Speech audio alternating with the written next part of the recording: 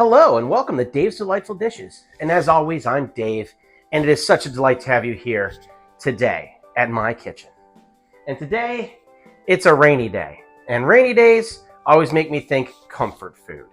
So I've got a recipe for us today that's quick, it's easy, it's exotic, and I think you're gonna like it. Come check it out.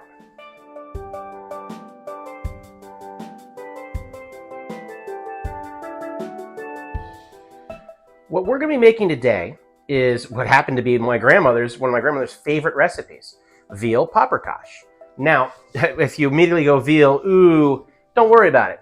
You can substitute chicken just as easily. So I have this veal that I got at my store, and it was already sliced thin and 1/4 inch to make veal scallopini. Now, so it says 4 scallopini on it, but you know what? I can use it for anything I like. So I took these long, thin strips and I cut them into scallops, about that size. And we're going to take these and we're going to put some salt and pepper on them first. But let me show you the rest of the ingredients as well. They're right here.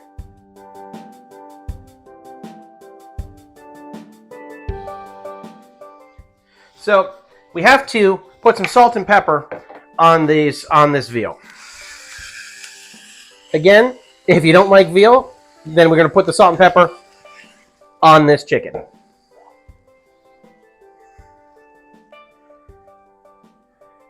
And I'm going to season the other side when it gets on the pan eventually. So this is ready to go. And all the rest of our stuff is going to be over on the cooktop. So let's head on over. All right, so I have a deep-sided pan getting hot on the cooktop. And I'm now adding 2 tablespoons of olive oil. You can also use butter, or you can, if you want to be really authentic, you can use lard, but I'm not usually that authentic. So this olive oil will be just fine. We're going to spread this around and let this heat up for a couple seconds. And then I have 2 cups of onion. And in this case, it's a white onion or a sweet onion. But you can, whatever onion you have in your pantry. And I have them sliced very, very thin, about 2 cups worth. And that's going to go in here into this pan. I'm going to stir it up, get it all spread out.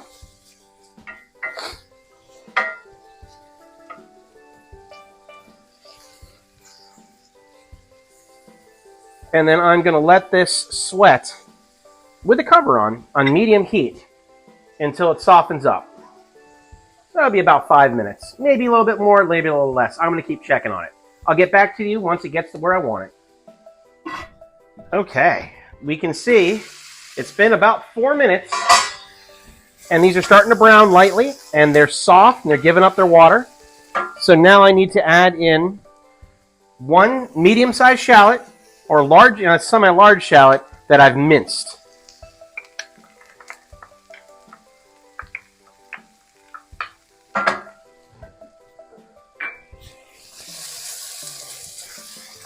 Now we're going to cook this uncovered for the moment until the onions turn golden brown, which should be, another 2 to 3 minutes.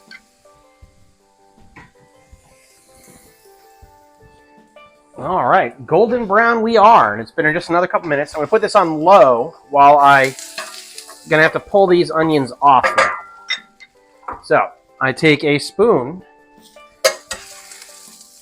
And these are going into a bowl for the moment so that we have our pan cleared to put the veal on. Or again, if you don't like veal, chicken, or you can use lamb.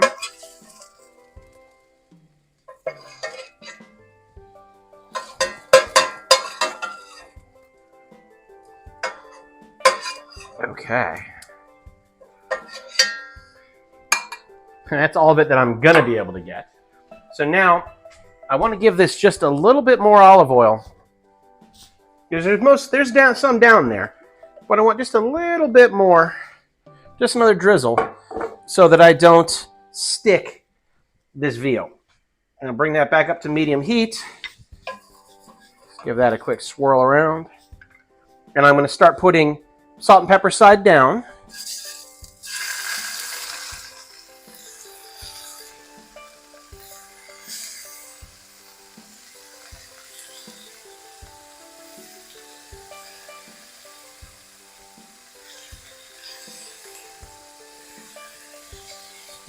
And I'm going to have to do this in 2 batches. Now we're going to pepper,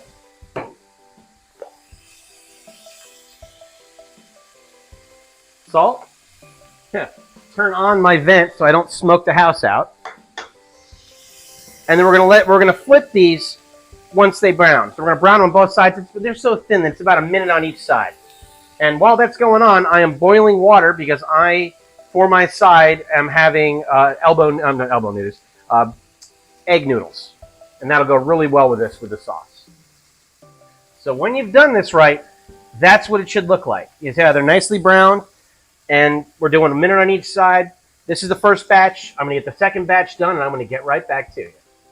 Okay, this is coming off, and we're gonna add in a couple new things.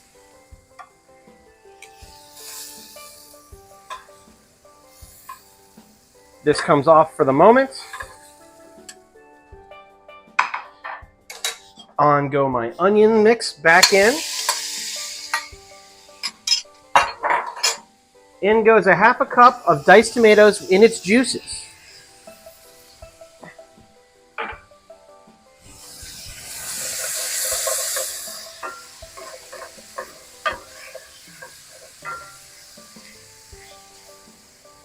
And that mixes together, and now I'm going to add in the paprika, which is the sweet paprika, which is a tablespoon. A half teaspoon of, in this case, cayenne, because I was out of hot paprika. But you can use either hot paprika or cayenne interchangeably. And then a full teaspoon of marjoram. Mix all that together. And you see this liquid for everything is starting to deglaze the pan.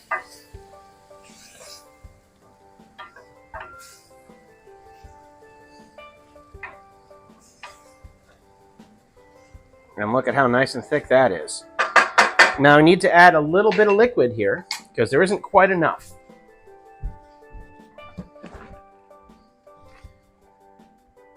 So I'm just going to wet this with some beef broth.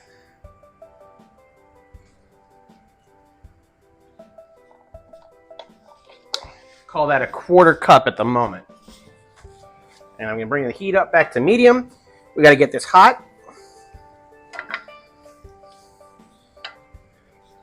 And we have to return the veal and all of its juices back into here. And we're going to stir this all together.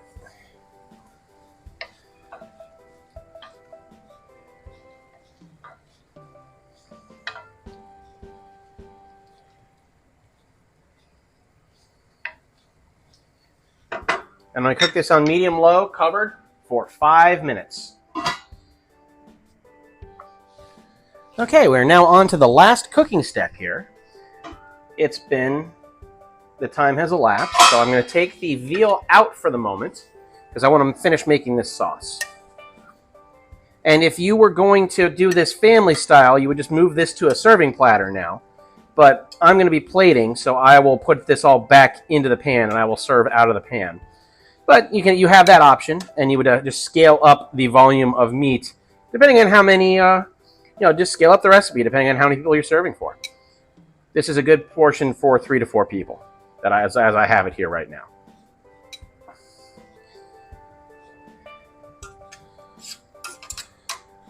Okay, so the last ingredient is a half a cup of sour cream.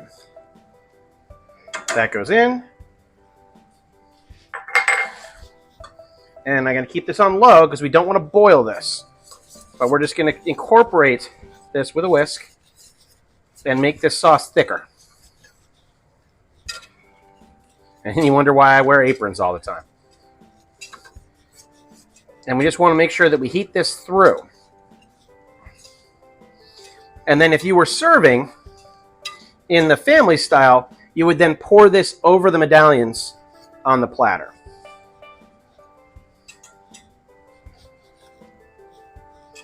Now you can see that looks pretty good.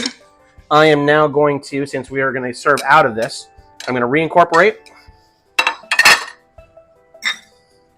Stir these around a coat.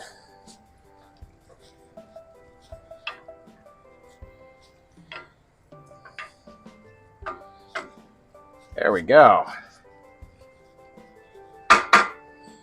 In Houston, we have dinner. So let's head on over to the workstation and let's plate.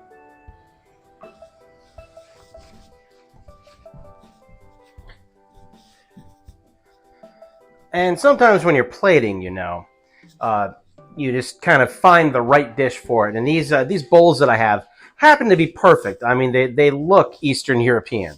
So this will be perfect for this dish. Let me get some noodles. Now I buttered these.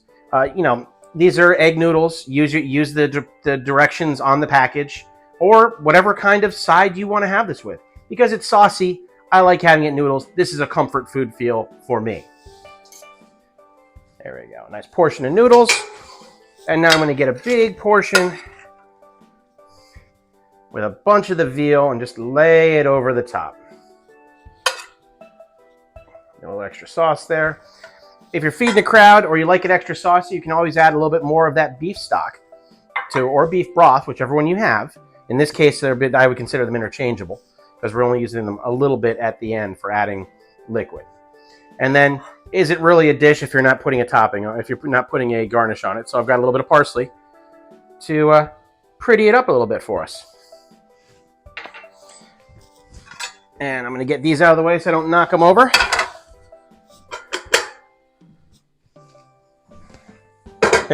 I was able to use my bare hands instead of my bare hands. Sometimes that works and sometimes that doesn't. But here, this is a dinner. I put it together in 25 minutes. It didn't take a lot of ingredients. It doesn't take a lot of effort. And look, it's so delightful.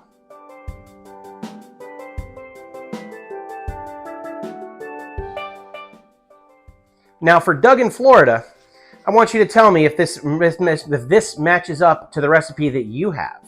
Because I don't have my grandmother's recipe. Unfortunately, she died when I was in college and I wasn't doing this kind of cooking yet, so I didn't get that recipe. So this is just the way that I've made it. Because I remember eating hers and I wanted to make my own. So I came across a recipe and this is the one that I've been using. And for all of you, I hope you try it. And if you do, let me know.